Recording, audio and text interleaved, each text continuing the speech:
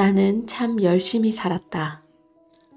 때로는 인생에 얻어 걸리는 행운이 찾아오기도 할 법한데 뒤로 넘어져도 코가 안 깨지면 뒤통수가 깨져서 다행이다 할 정도로 운보다는 불행이 지긋지긋하게 찾아왔다. 나는 주어진 환경에서 더 많이 노력하고 견디며 내가 할 수 있는 최선의 인내심과 이해력을 발휘했다. 그렇게 쉼 없이 앞으로만 달렸으나 달려온 길을 돌아보니 텅 빈 고속도로처럼 아무것도 이룬 게 없었다. 그렇게 30년을 폭주한 기관차는 망연자실하게 미국 시골 한복판에 그대로 멈춰 서버렸다. 내 삶이 황폐해지고 다 망가졌을 때 더 이상 견딜 수 없는 순간이 되어 지나온 인생의 궤적을 돌아보았다. 내게 빚쟁이처럼 굴며 당당하게 요구만 하는 사람들의 얼굴이 하나씩 떠올라 분노가 치솟았다. 나는 다른 이에게 힘이 되어주고 고민을 들어주고 문제를 해결해 주었다. 그럴수록 사람들은 고마워하기는커녕 무례하거나 부당한 부탁을 하기도 했다. 나는 그 역시 거절하지 못했다. 그러나 정작 내가 힘들 땐 도움을 받을 곳이 한 군데도 없었다. 분노는 이내 겉으로는 모든 이에게 아낌없이 주었으나 누구에게도 희생과 인내심을 되돌려받지 못한 나에게로 향했다. 내 인생에서 같은 패턴이 반복되고 있다면 그 원인은 나에게 있는 것이 아닐까? 돌이켜보면 나는 다른 사람이 나를 이용하도록 내버려 두었고 내 권리를 주장하지 못했다. 내가 양보하고 희생하고 상대의 상황을 이해해 줄수록 내 몫을 바라는 그 앗아가는 사람들은 더 기고만장해 날뛰었다. 이런 내 생각과 행동이 내 삶을 파괴하는 주범이었다는 것을 깨달은 것은 그로부터 수년이 지난 후였다. 이 책은 나의 이야기이다. 코디펜던트 성향을 지니게 된 환경적 원인 그리고 코디펜던트 성향이 내 감정과 생각들, 행동에 어떤 영향을 끼쳐왔는지 오랜 시간 동안 찾고 공부한 여정의 결과물이다. 우리 유지님들 참으로 반갑습니다. 저는 은하수 채널의 크리스탈입니다. 제가 오늘 이렇게 준비한 책은요. 당신은 지나치게 애쓰고 있어요 라는 썸머님의 책인데요. 인간관계에서 지나치게 노력하는 당신들, 마음의 거리두기가 필요한 당신들에게 썸머님의 사이다 힐링이 될 겁니다. 500만 뷰 유튜브 크리에이터의 썸머님의 채널도 있습니다. 사이다 힐링 많이 사랑해주세요. 감사합니다. 오늘 여러분께 위로가 되실 썸머님의 책이 이렇게 준비되어 있으니 제가 시작해 드릴게요. 감사합니다. 코디펜던트는 자신을 희생하면서까지 타인에게 헌신하는 공의존 관계에 빠진 사람이랍니다. 코디펜던트는 썸머님의 과거이기도 하지만 모두 우리의 이야기일 수 있습니다. 왜 나는 내가 필요하다는 사람을 떠나지 못하고 그들의 문제를 해결해 주기 위해 고군분투하느냐?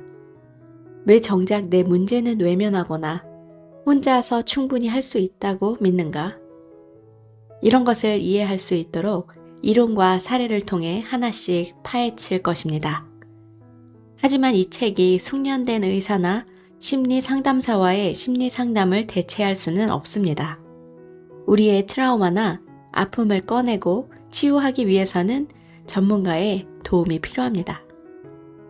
구체적으로 어떤 단계에서 전문적인 상담이 필요한지도 설명했습니다. 코디펜던트는 양 발목에 무거운 모래주머니를 차고 뛰는 달리기 선수와 같습니다. 과도한 책임감, 과도한 죄책감, 자기 혐오, 열등감, 트라우마 등 무거운 짐을 이고 달립니다. 따라서 코디펜던트 성향을 치유하는 과정은 이 무거운 모래 주머니를 던져버리는 것과 같습니다. 이 불안은 긍정적인 결과를 갖고 올 수도 있고 부정적인 결과를 갖고 올 수도 있습니다. 이것이 모두 우리에게 좋은 에너지가 될 수 있도록 당신의 시간과 에너지, 감정, 인생 모두 힐링 해봐요. 감사합니다. D씨는 행복한 가정을 갖고 싶다는 일념 하나로 고군분투하며 살았습니다. 그녀는 모든 문제의 원인을 가난 때문이라고 생각했고 명품 가방이나 해외여행 같은 것은 꿈도 꾸지 못하고 죽어라 일만 했습니다. 그렇게 번 돈은 집 월세, 동생의 용돈, 가족의 여행 경비 등 고스란히 가족을 위해 쓰였습니다. 열심히 일한 그녀의 몫은 없었습니다. D씨의 부모님은 50살이 넘자마자 그녀에게 생활비를 의존합니다. 그녀가 가족을 위해 돈을 쓰면 그 찰나만큼은 그녀가 그토록 꿈꾸었던 부모의 사랑, 형제간의 우애, 가족의 애틋함을 느낄 수 있었습니다. 가족의 정이 그리웠던 그녀는 조금이라도 그것을 느끼기 위해 바둥거리며 돈 벌기에 급급한 인생을 살 수밖에 없었습니다. 안타깝게도 D씨가 노력을 하면 할수록 부모의 요구는 더 많아졌고 그녀가 감당해야 하는 몫은 늘었습니다. 40이 다 된 그녀는 그동안 모은 돈을 탈탈 털어 부모의 전세금을 마련해 주기에 이르렀습니다. D씨는 부모에게 그동안 월세를 내고 이 전세금을 마련하느라 너무 힘들었다고 덤덤하게 고백했습니다. 그런데 이 말을 들은 아버지는 싸가지 없는 년이라고 욕을 퍼부었고 어머니는 아버지에게 싹싹 빌라하며 사과를 종용했습니다. 코디펜던트는 다른 사람의 문제에 발벗고 나서 해결해주고 도움을 받기에 대가 없이 베푸는 사람처럼 보이지만 사실은 상대에게 바라는 대가가 확실합니다. 언젠가 상대가 나의 희생, 헌신, 사랑, 보살핌의 감동에 자신의 잘못을 깨닫고 고마워하며 보답해줄 것을 기대합니다. 그러나 불행하게도 우리가 보살피고 돌봐주는 상대가 우리의 기대에 답하는 경우는 별로 없습니다. 왜일까요? 코디펜던트는 자기 주변에 있는 문제자들의 욕구를 채워주려고 헌신하고 노력합니다. 하지만 어떤 노력으로도 밑빠진 독은 채울 수 없습니다. 나 또한 감정 뱀파이어들에게 기꺼이 나의 정서적 에너지를 공급해 주었습니다. 그들의 부정적인 감정은 스펀지처럼 흡수하고 그들에게는 위로와 용기를 더해 긍정적인 에너지를 불어넣어 주었습니다. 학대자의 행동을 이해하고 포용하고 인내하고 설득하려 노력했습니다.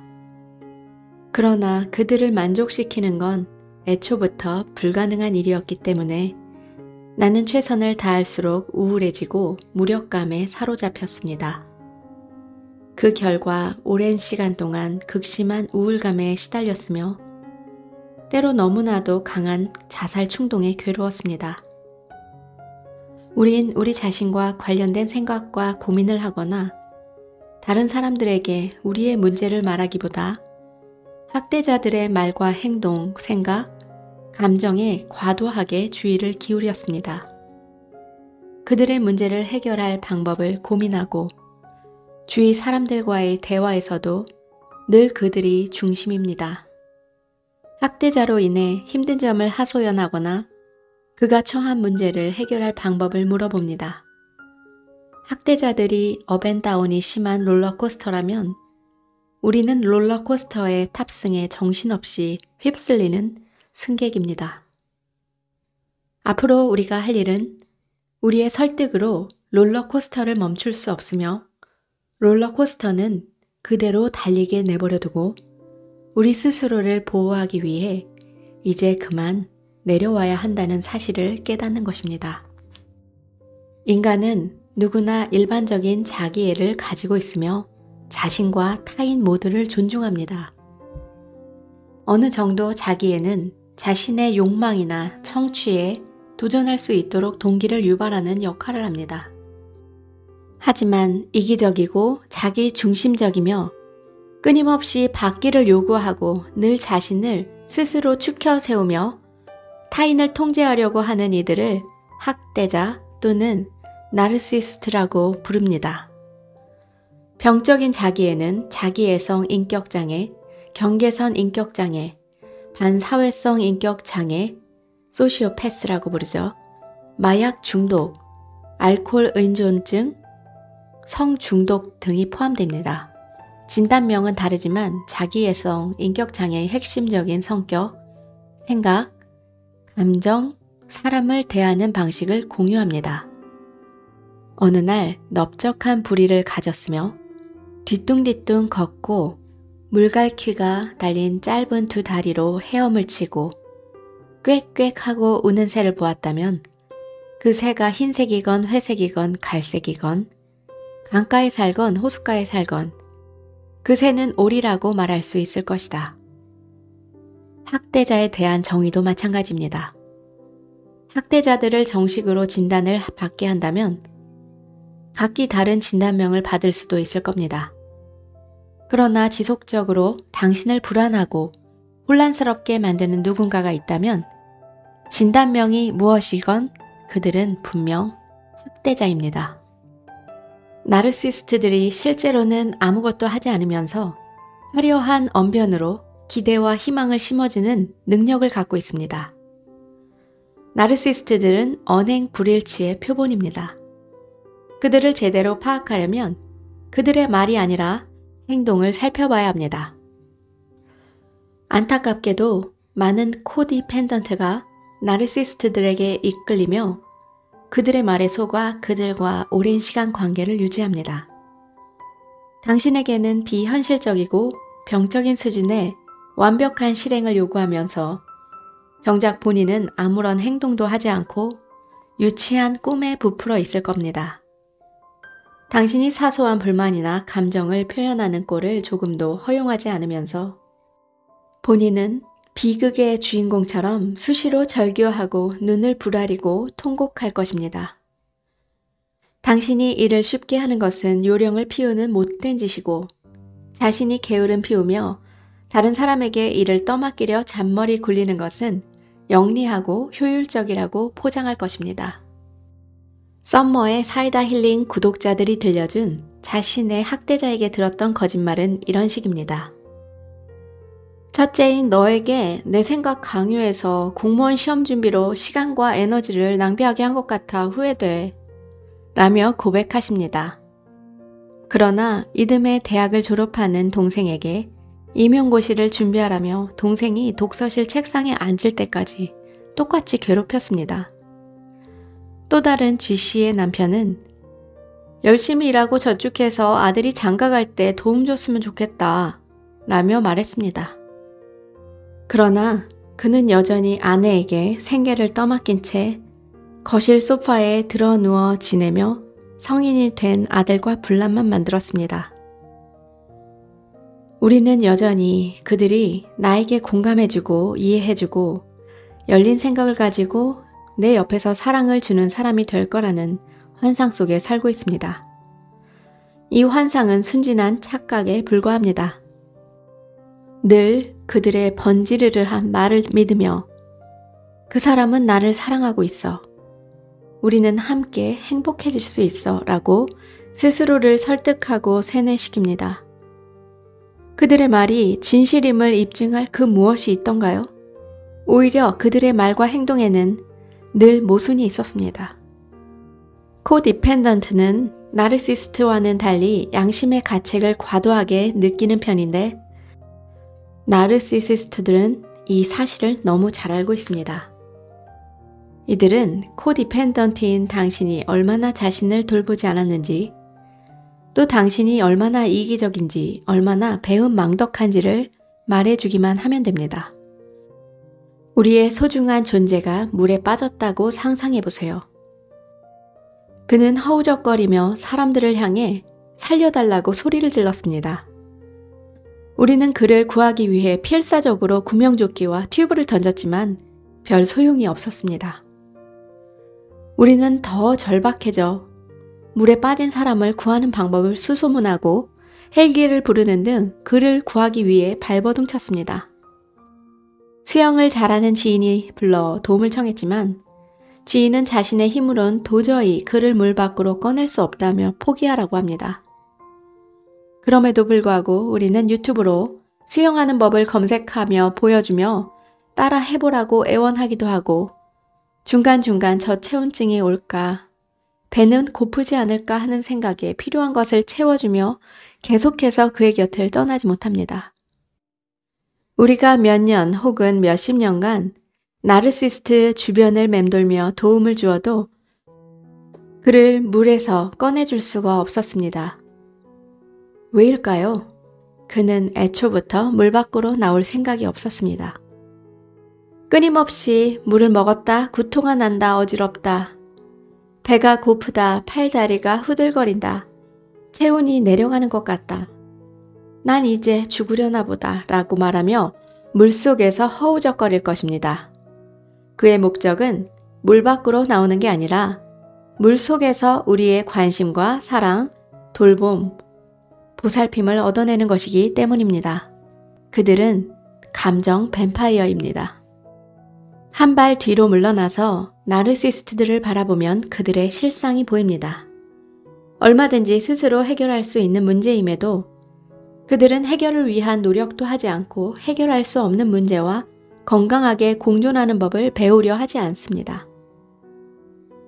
언제나 핑계를 대거나 새로운 문제를 만들어내기 때문에 코디펜던트가 그 어떤 노력을 한다 해도 상황은 변하지 않았습니다. 나르시시스트가 원하는 것은 문제 해결이 아니라 관심입니다. 코디펜던트는 본능적으로 나르시시스트에게 집착합니다.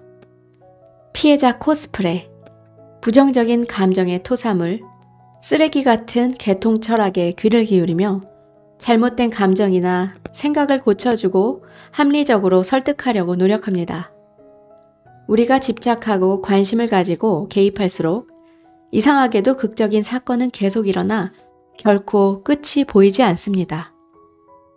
나 또한 마찬가지로 나의 엄마를 가련한 비운의 여주인공으로 여겼습니다. 왜인지 주변에는 늘 엄마를 힘들게 하는 사람들만 있었습니다. 나는 그런 엄마를 지켜주고 위로해 주었습니다. 하나를 해결하면 또 다른 사건이 터졌고 그 사건을 해결하면 또 다른 사건이 터졌습니다.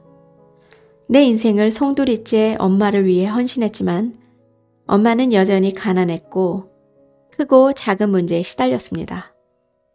30살이 넘기고 나는 엄마를 보살피는 것을 그만두었습니다. 더 이상 내게 한 푼도 받을 수 없다는 사실을 몇 년에 걸쳐 겨우 깨달은 엄마는 50대 중반의 나이에 자격증 공부를 해서 취업했고 그 이후부터 스스로 본인의 경제를 책임지고 있습니다. 코디펜던트는 다른 사람에게 사랑을 주고 헌신하고 인내하는 역할을 수행하며 편안함을 느낍니다. 받는 것보다 주는 것이 훨씬 마음 편한 존재입니다. 그 때문에 상대에게 내가 필요하다는 것이 사랑이라고 착각합니다. 상대에게 헌신할 것을 종용하는 나르시스트와의 관계를 오래 유지할 수 있습니다. 코디펜던트는 의식적으로 학대자를 만나지 않으려 하지만 불행하게도 이들은 결국 나르시시스트를 선택합니다. 코디펜던트는 무조건적인 사랑과 애정 어린 연인을 원하지만 엮이는 관계일 뿐입니다. 자신의 상처를 치유하지 않는 한 이러한 관계는 계속해서 반복됩니다.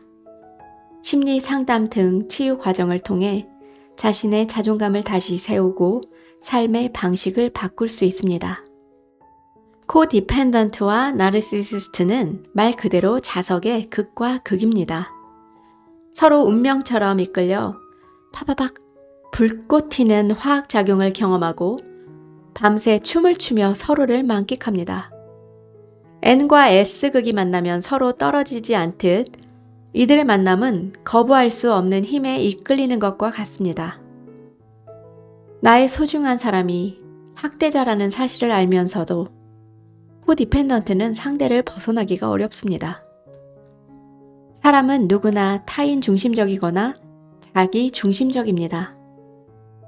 타인 중심적인 성향의 코디펜던트는 자신의 필요는 종종 무시당한 채 다른 사람들에게 사랑, 존중과 돌봄을 베풀기 위해 했으며 자신이 베푼 만큼 돌려받지 못합니다. 이들은 극단적인 타인 중심적 성향을 가지고 있답니다. 코디펜던트는 나르시시스트가 짜놓은 각본대로 비난과 허니문을 끊임없이 오가며 결국 학대의 사이클에 갇혀버립니다. 우리의 관심에서 이 사이클에서 벗어날 방법이란 학대자가 시키는 대로 행동해 다시 허니문 기간으로 돌아가는 것뿐입니다. 불행하게 우리가 노력하면 할수록 학대 사이클의 속도는 빨라지고 그 정도는 더 강해집니다. 제발 천천히 처음처럼 즐겁게 달려가자고 애원해도 멀미가 난다, 토할 것 같아 힘들다고 이야기하면 잠시 서행해 줄 수는 있습니다. 이를 해결할 방법은 우리가 타고 있는 롤러코스터를 우리가 제어할 수 없다는 사실을 인정하고 우리 스스로 롤러코스터에서 내려오는 것뿐입니다. 이제 이런 노력은 그만두세요. 우리는 마치 원맨 팀의 주장 같습니다. 농구 경기를 이끌기 위해 혼자 작전 짜고 수비하고 공격까지 하느라 기진맥진이 되었습니다. 우리가 타인을 진정으로 사랑하고 존중하기 위해서는 전제 조건이 있습니다. 바로 나를 먼저 사랑하는 것입니다.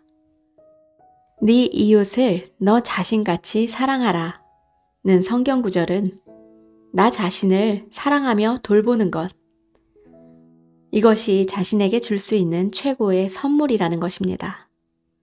이 욕구는 당연한 것입니다. 결코 잘못된 것이 아닙니다.